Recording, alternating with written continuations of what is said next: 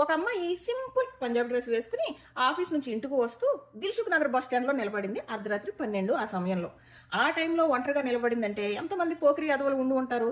So వాళ్ళందరూ ఒకళ్ళ తర్వాత ఒకళ్ళు, అంటే ఒకరికొకరికి సంబంధం లేదు, ఒకళ్ళ తర్వాత ఒకళ్ళు ఈవెన్ అక్కడ ఉన్న ఆ టైంలో రావడం, నీ రేట్ ఎంత అని కొంతమంది అడిగితే వస్తావా అని కొంతమంది అయితే ఇంకొంచెం ముందుకు వెళ్ళి అసభ్య పదజాలను కూడా యూజ్ చేసి ఆమెతో బిహేవ్ చేయడం ఇవన్నీ చేశారు.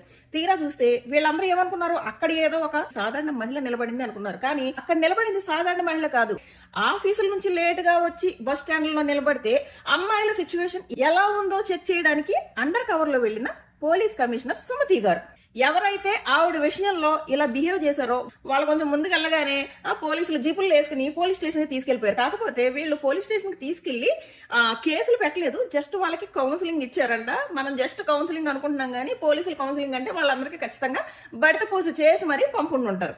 అండ్ వాళ్ళలో స్టూడెంట్స్ అంట, యంగ్ ఎంప్లాయీస్ అంట, అండ్ చాలా మంది తాగున్నారంట. సో అది ఈవిడ ఏదో సోషల్ మీడియాలో పేరు తెచ్చేసుకోవడానికో వీడియోస్ వైరల్ చేసుకోవడానికో ఈవిడ ఈ పని చేయలేదు. ఐపీఎస్ ఆఫీసర్ గా పదవి బాధ్యతలు చేపట్టినప్పుడే 25 ఏళ్ల క్రితమే ఈవిడ సేమ్ ఇదే పని చేశారు. అప్పుడు కూడా అమ్మాయిల సేఫ్టీ ఎలా ఉంది చెక్ చేసే ప్రోగ్రామ్ అప్పుడు పెట్టుకున్నారు, ఇప్పుడు కూడా అదే చేశారు. అంటే 25 ఏళ్ల క్రితం ఎలా ఉందో ఆవిడ మైండ్ సెట్ ఈ రోజు వరకు కూడా అలాగే ఉందంటే ఆవిడకి పదవి గర్వం నెత్తికెక్కలేదు అండ్ ఆవిడ ఆదర్శాలు అలాగే ఉన్నాయి.